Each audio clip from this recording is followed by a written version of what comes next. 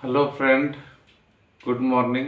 आज से हम लोग जो है पॉलिटेक्निक का जो भी विद्यार्थी तैयारी करना चाहते हैं उसके लिए डेली मैं लगभग 20 से 30 क्वेश्चन प्रैक्टिस कराऊंगा प्रत्येक चैप्टर वाइज, जो बहुत ही इम्पोर्टेंट हो गए एग्ज़ाम के दृष्टिकोण से। तो यदि आप पॉलिटेक्निक 2026 प्रवेश परीक्षा की तैयारी करना चाह रहे हैं तो हमारा चैनल से आप जुड़े रहेंगे तो आपको प्रतिदिन जो है 20 से 30 क्वेश्चन फिजिक्स, केमिस्ट्री और हो सके तो मैथ्स का भी क्वेश्चन मिलेगा। और आप आधा घंटा में बहुत ही इम्पोर्टेंट क्वेश्चन का जवाब जो है जान सकते हैं। और important question in the sense कि जो एग्ज़ाम में पूछने लायक है उसका क्वेश्चन और वन लाइन में उसका आंसर मैं डिस्कस करूँगा। ठीक है, तो चलिए शुरू करते हैं देर ना करते हुए। जैसे पहला क्वेश्चन हम लोग आज जो डिस्कस करेंगे वो चैप्टर होगा हमारा एटॉमिक स्ट्रक्चर। तो एटॉमिक स्ट्रक्चर से रिलेटेड हम कुछ इम्पोर्टेंट सवाल लेकर आए हैं। 20 क्वेश्चन ऑलमोस्ट टुडे, आज पहला दिन है तो ज़्यादा क्वेश्चन नहीं करेंगे। 20 क्वेश्चन हम लोग डिस्कस करेंगे जो परमाणु संरचना पर आधारित है, एटॉमिक स्ट्रक्चर पे।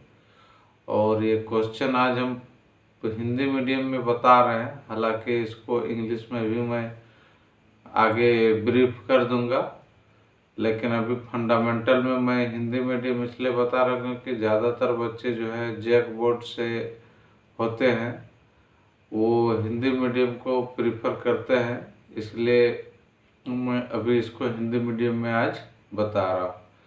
तो पहला जो क्वेश्चन एटॉमिक स्ट्रक्चर से बनता है वो पहला क्वेश्चन है कि परमाणु के नाभिक यानी न्यूक्लियस की खोज किसने की थी। ये बहुत ही इम्पोर्टेंट क्वेश्चन है। तो इसका खोज किया था, इसका आंसर होगा अर्नेस्ट रदरफोर्ड। परमाणु के नाभिक का खोज किसने किया था? परमाणु के नाभिक का खोज किया था रदरफोर्ड ने। ठीक है, दूसरा सवाल है हमारा, एक परमाणु के नाभिक में कौन से उप परमाणु कण यानी कि सब एटॉमिक पार्टिकल उपस्थित होते हैं न्यूक्लियस में? तो न्यूक्लियस में कौन सब एटॉमिक पार्टिकल, मतलब एटम में तो पार्टिकल होते ही हैं।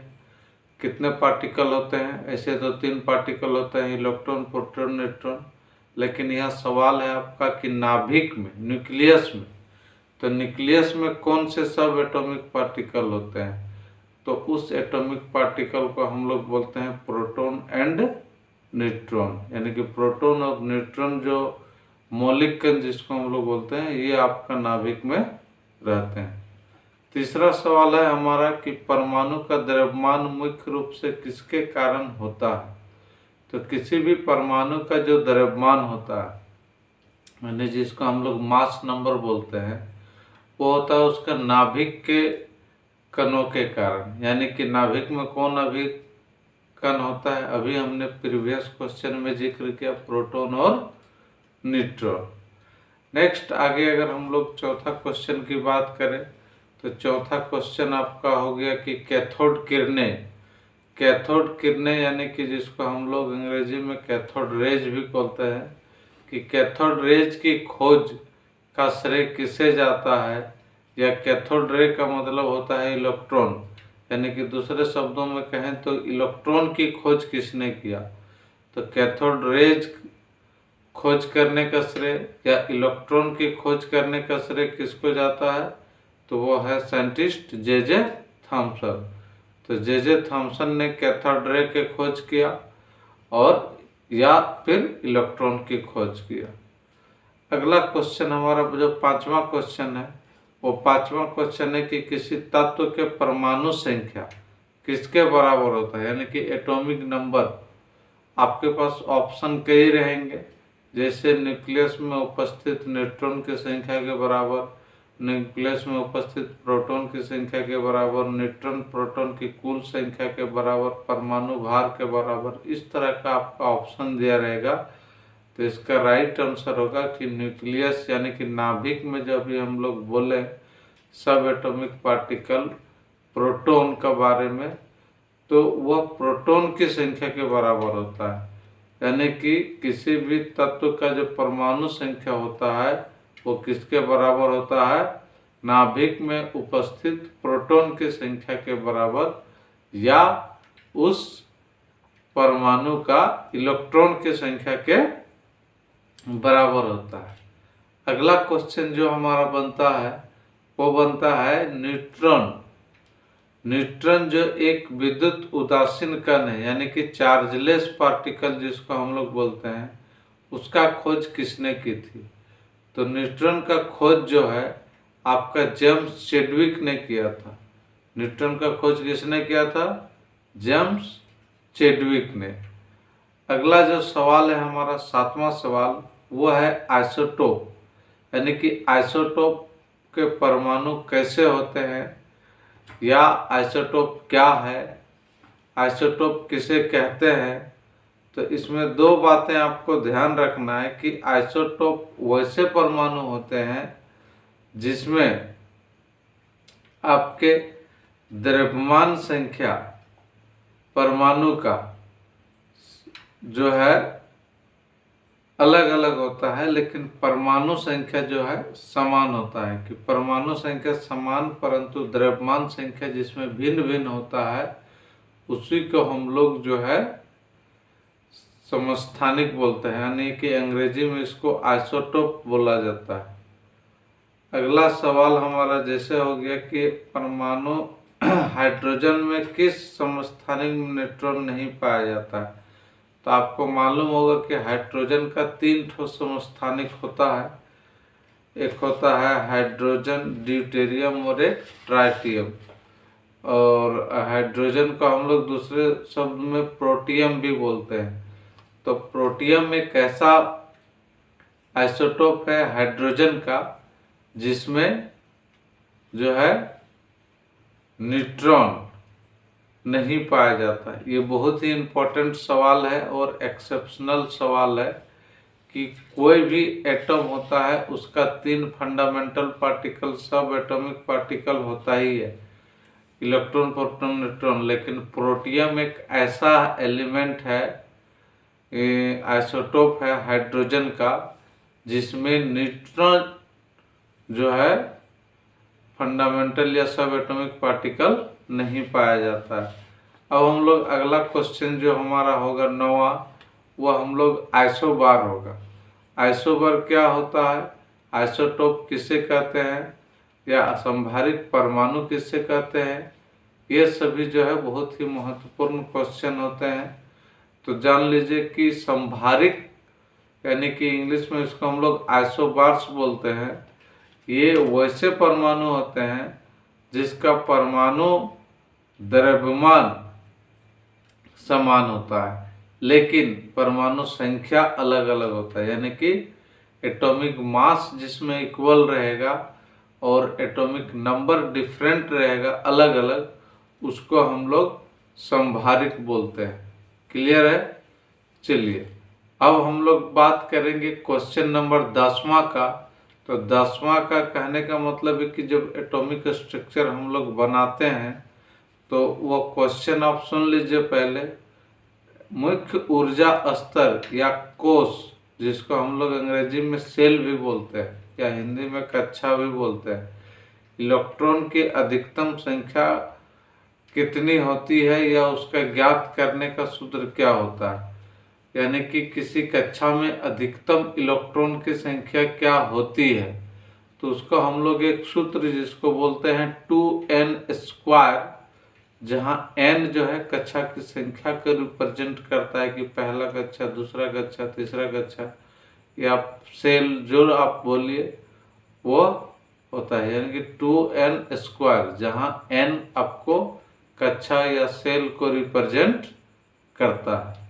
अगला क्वेश्चन है हमारा जो 11वां क्वेश्चन, वो 11वां क्वेश्चन है एनोड किरणों।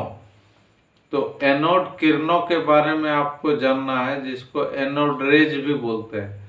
एनोड रेज या कैनाल किरणें, ये दोनों ही एनोड रेज या इसको किरण के रूप में हम लोग बोलेंगे तो कैनाल किरणों की खोज किसने की थी, जिससे प्रोटॉन की पहचान का मार्ग आसान हुआ या प्रशस्त हुआ। यानी कि सिंपल आप ऐसे समझ लीजिए कि प्रोटॉन की खोज किसने किया, या एनोड किरणें जो होती है वो पॉजिटिव होती है, इसीलिए इसको हम लोग प्रोटॉन भी, आपको मालूम है कि पॉजिटिव चार्ज पार्टिकल होता है, तो उसका खोज किसने किया था। तो प्रोटॉन का खोज किया था गोल्डस्टीन ने। प्रोटॉन की खोज किसने किया था, गोल्डस्टीन ने। आगे अगर हम लोग इसको बढ़ेंगे 12वां क्वेश्चन की ओर, तो 12वां क्वेश्चन में आप पढ़ेंगे क्वांटम मैकेनिक्स, यानी कि क्वांटम थ्योरी जिसको हम लोग बोलते हैं, क्वांटम संख्या। तो इसके अनुसार आपको जानना है कि इलेक्ट्रॉन जहाँ पाया जाता है, इलेक्ट्रॉन का तो अपना कहीं जगह है, तो आपको मालूम है कि इलेक्ट्रॉन जो है नाभिक के चारों ओर सर्कुलर पाथ में घूमते रहता है। उस सर्कुलर पाथ का नाम क्या है। ऑप्शन आपको जैसे इस तरह से दिख सकता है, कोर, न्यूक्लियस, ऑर्बिटल, ऑर्बिट यानी कि कक्षा, कक्षक, नाभिक, कोर, इस टाइप का ऑप्शन आपको दे दिया जाएगा। तो इसका उत्तर जब आप लिखेंगे, यानी कि आपको पूछ रहा है कि जहाँ कहाँ पाया जाता है, तो पाने का संभावना जो होता है इलेक्ट्रॉन, हमको मालूम है कि वह कहाँ रहता है, कक्षा में। यानी कि कक्षा मतलब ऑर्बिट या ऑर्बिटल या न्यूक्लियस। तो इलेक्ट्रॉन एक्चुअल में ऑर्बिटल में एग्जिस्ट करता है। कक्षा तो हम लोग बोलचाल की भाषा में बांट देते हैं, लेकिन कक्षा को कई सब कैटेगराइज किया गया है। जैसे कक्षा, उसको क्वांटम संख्या के हिसाब से जब जाएंगे तो आपको उत्तर बताना है ऑर्बिटल, यानी कि इलेक्ट्रॉन पाए जाने का सबसे ज़्यादा प्रोबेबिलिटीज कहाँ है, ऑर्बिटल में। यानी सिंपल लाइन में समझ लीजिए, जिसको हम लोग बोलते हैं कक्षक, यानी कि इलेक्ट्रॉन कहाँ पाया जाता है, तो कक्षक जवाब होगा। जनरली विद्यार्थी इसमें क्या बता देते हैं कि कक्षा में, यानी कि क्योंकि वो पहले से उसको मालूम है कि इलेक्ट्रॉनिक विन्यास जब वो करते हैं, तो इलेक्ट्रॉनिक विन्यास करते हैं तो 2, 8, 18 इस तरह का करते हैं, तो उसको लगता है कि इलेक्ट्रॉन जो है कक्षा में पाया जाता है। लेकिन कक्षा को भी कई 4 कैटेगराइज में बांटा गया है, जिसमें जिस जगह पे इलेक्ट्रॉन एक्चुअल में एग्जिस्ट करता है उसको हम लोग कक्षक बोलते हैं या ऑर्बिटल बोलते हैं। ठीक है, तो यानी कि इलेक्ट्रॉन पाए जाने का अधिकतम संभावना कहाँ है, कक्षा से ज़्यादा उत्तर, सटीक उत्तर क्या होगा, कक्षक, जिसको ऑर्बिटल बोलते हैं। ठीक है, ये बहुत कंफ्यूजिंग सवाल है और बहुत इम्पोर्टेंट है। अगला जो है 13वां सवाल है। जो 13वां सवाल है हमारा, किसी भी कक्षक में अधिकतम कितने इलेक्ट्रॉन हो सकते हैं। तो एक सवाल का आंसर होगा कि किसी भी कक्षक में अधिकतम 2 इलेक्ट्रॉन रह सकते हैं, और उनका जो चक्रण होता है विपरीत चक्रण का होता है। उस नियम को क्या नियम कहते हैं, उस नियम को हम लोग कहते हैं पॉली का अपवर्जन सिद्धांत, पॉलीज एक्सक्लूजन प्रिंसिपल। पॉली ने ये बताया था कि एक ऑर्बिटल में अधिकतम 2 इलेक्ट्रॉन हो सकता है, और 2 इलेक्ट्रॉन में से एक आपका क्लॉकवाइज होगा और एक जो है एंटी क्लॉकवाइज होगा। इसलिए ये बहुत ही इम्पोर्टेंट है। अभी जो प्रीवियस क्वेश्चन में हम लोग ने देखा कि इलेक्ट्रॉन कहाँ पे होता है, तो इलेक्ट्रॉन होता है आपका ऑर्बिटल में, और ऑर्बिटल में, एक ऑर्बिटल में मैक्सिमम 2 ही इलेक्ट्रॉन हो सकता है। जैसे हर एक कक्षा का अपना अपना कैपेसिटी होता है। पहला कक्षा में आप 2 इलेक्ट्रॉन रख सकते हैं, दूसरा में मैक्सिमम 8 रख सकते हैं, तीसरा कक्षा में 18 रख सकते हैं। लेकिन किसी भी ऑर्बिट के किसी भी ऑर्बिटल में अधिकतम 2 इलेक्ट्रॉन होता है, यानी कि कक्षक में अधिकतम इलेक्ट्रॉन की संख्या जो होती है वो 2 होती है। बहुत ही इम्पोर्टेंट है ये। अगला अगर हम लोग बात करें कि कोई भी एलिमेंट्स है, तत्व, तो तत्वों के इलेक्ट्रॉनिक विन्यास में जो ऑर्बिटल ऊर्जा के बढ़ते स्तर का जो क्रम होता है वो किस नियम के आधार से भरते हैं। तो वो भरने का जो नियम है, मतलब इलेक्ट्रॉनिक विन्यास जब आप सबसेल के अकॉर्डिंग करते हैं तो सबसेल के अकॉर्डिंग इलेक्ट्रॉनिक विन्यास करते हैं, उस नियम को कहा जाता है अफबाव प्रिंसिपल, यानी कि अफबाव के नियम। तो जब आप किसी इलेक्ट्रॉन का इलेक्ट्रॉनिक विन्यास करते हैं, वो किसके नियम के तहत करते हैं? तो अफबाव के नियम के आधार से किया जाता है। उसके बाद जो हमारा 15वां क्वेश्चन है कि किसी तत्व के बाह्य कोश में उपस्थित इलेक्ट्रॉन को क्या कहा जाता है? तो किसी भी तत्व के बाह्य कोश में उपस्थित इलेक्ट्रॉन को जो है संयोजी इलेक्ट्रॉन कहा जाता है, यानी कि उसको अंग्रेजी में बात करें तो वैलेंस इलेक्ट्रॉन कहते हैं। हालांकि ऑप्शन में आपको कई प्रकार का ऑप्शन दिया जा सकता है कि किसी तत्व के बाह्यतम कोश आउटर मोस्ट सेल में जो इलेक्ट्रॉन उपस्थित रहते हैं उसको क्या कहते हैं? कोर इलेक्ट्रॉन कहते हैं, वैलेंस इलेक्ट्रॉन कहते हैं, फ्री इलेक्ट्रॉन कहते हैं, ऑर्बिटल इलेक्ट्रॉन कहते हैं। तो इसका राइट आंसर होगा वैलेंस इलेक्ट्रॉन। ठीक है, तो ये हमारा आपका छठा क्वेश्चन कंप्लीट हो गई, 15 क्वेश्चन कंप्लीट हो गया। अब हम लोग और 4 क्वेश्चन आगे देखेंगे कि जो सोडियम है एक एलिमेंट या एटम, उसका एटॉमिक नंबर होता है 11। तो इसका सही इलेक्ट्रॉनिक विन्यास यानी कि इलेक्ट्रॉनिक कॉन्फ़िगरेशन क्या है? आपको कुछ ऑप्शंस मैं दे रहा हूँ, जैसे 2 8 2 2 9 2 8 1 8 2 1। तो इसका राइट होगा 2 8 1। 11 है तो पहला में 2 रहेगा, दूसरा में 8 रहेगा, तीसरा में 1। अगला हम लोग क्वेश्चन देखेंगे कि जो क्लोरीन है, तो क्लोरीन का एटॉमिक नंबर 17 है, मास नंबर आपका 35 है। दूसरा एक क्लोरीन एटम है जिसका एटॉमिक नंबर 17 है, मास नंबर 37 है। यानी कि ये जो एग्जाम्पल है ये किसका एग्जाम्पल है? संभारिक का, समस्थानिक का, समावयवी का, समन्यूट्रॉन का, यानी कि जिसको हम लोग आइसोटोन बोलते हैं। तो यहाँ आप अगर आप इसका आंसर को देखें तो हम पहले भी इस क्वेश्चन को डिस्कस किए कि समस्थानिक क्या होता है, संभारिक क्या होता है। तो उसके हिसाब से यहाँ आप देख रहे हैं कि क्लोरीन है तो उसका एटॉमिक नंबर 17 17 दोनों में कॉमन है, लेकिन द्रव्यमान संख्या जो है इसका डिफरेंट है, एक का 35 है और एक का 37 है। तो द्रव्यमान संख्या जब अलग होता है तो उसको हम लोग समस्थानिक बोलते हैं, यानी कि ये जो क्लोरीन वाला एग्जाम्पल है ये आपका समस्थानिक का हो गया।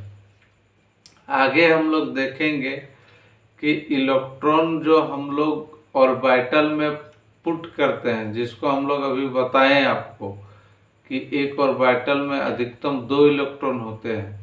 तो 2 इलेक्ट्रॉन जो होता है वह सिंगल डायरेक्टली नहीं फिल होके अलग तरीके से फिल होता है। वो आपको हमारा लेक्चर जब वीडियो लेक्चर देखेंगे, कहने का मतलब जो मैं बोर्ड में लेक्चर लूँगा तो मैं इसको डिटेल करूँगा कि क्या होता है, तो उसमें आपको ज़्यादा समझ में आएगा। तो अभी मैं चूँकि ऑडियो बेस्ड सिर्फ डिस्कशन कर रहे हैं तो इसके आधार से आप इसको समझने का प्रयास करिए कि एक पेयर जो होता है एक ऑर्बिटल में, वह इलेक्ट्रॉन जो है आपका हुंड्स रूल पे डिपेंड होता है। हुंड्स रूल के आधार से ऑर्बिटल में इलेक्ट्रॉन को रखा जाता है। अगला जो हमारा बहुत ही महत्वपूर्ण सवाल है और याद रखने वाला सवाल है कि रदरफोर्ड के अल्फा कण का जब स्कैटरिंग एक्सपेरिमेंट हुआ है पतला पन्नी में, तो कौन सा मेटल का उपयोग किया जाता है? ये बहुत ही मतलब एक्सेप्शनल क्वेश्चन है, इस पे बहुत कम स्टूडेंट ध्यान दे पाते हैं कि कौन सा धातु का रदरफोर्ड ने जब वो अपना एक्सपेरिमेंट कर रहे थे तो कौन सा धातु का प्रयोग किया था? तो वो धातु है आपका सोना। यानी कि अल्फा कण का प्रयोग जो स्कैटरिंग एक्सपेरिमेंट जब किया था, प्रकीर्णन वाला प्रयोग, अल्फा कण का प्रकीर्णन प्रयोग में कौन सा धातु का प्रयोग होता है? तो उसका उत्तर होगा आपका सोना। Okay, next last but not list, बहुत ही इंपॉर्टेंट सवाल है हमारा। किसी उदासीन परमाणु में यदि इलेक्ट्रॉन की संख्या 18 और द्रव्यमान संख्या 40 है तो उसके नाभिक में न्यूट्रॉन की संख्या क्या होगा। तो न्यूट्रॉन की संख्या बताए हैं कि A=P+n होता है, यानी कि द्रव्यमान संख्या 40 है, परमाणु संख्या या इलेक्ट्रॉन की संख्या 18 है, तो उसको माइनस कर देंगे द्रव्यमान संख्या में प्रोटॉन की संख्या को, तो जो आपको बचता है वो न्यूट्रॉन बचता है। तो 40 - 18 करेंगे तो आपको रेस्ट बचेगा 22, यानी कि 22, जिसको हम लोग बोल सकते हैं कि न्यूट्रॉन की संख्या किसी उदासीन परमाणु में आपका 22 होता है, जिसका द्रव्यमान संख्या 40 है। तो चलिए, वीडियो ज़्यादा लंबा ना हो जाए, ये 20 मिनट का वीडियो फिर भी हो गया है। मैं कोशिश करूंगा कि थोड़ा अगला दिन से थोड़ा तेज़ी से बोलने का, ताकि 10 से 15 मिनट का आपका वीडियो हो और 15 मिनट में ही हम लोग लगभग 10 से 20 क्वेश्चन डिस्कस कर लेंगे। तो आई होप कि आपको क्लास ये अच्छा लगा होगा। तो आपके और भी जो मित्र इस तरह का पॉलिटेक्निक का फॉर्म भरे हैं या भरने की तैयारी कर रहे हैं, अभी 1 महीना का समय है भरने का। 5 जुलाई जैसे आपको मालूम होगा कि इसका एग्ज़ाम डेट है, तो आपके पास भरपूर 30 दिनों का समय है।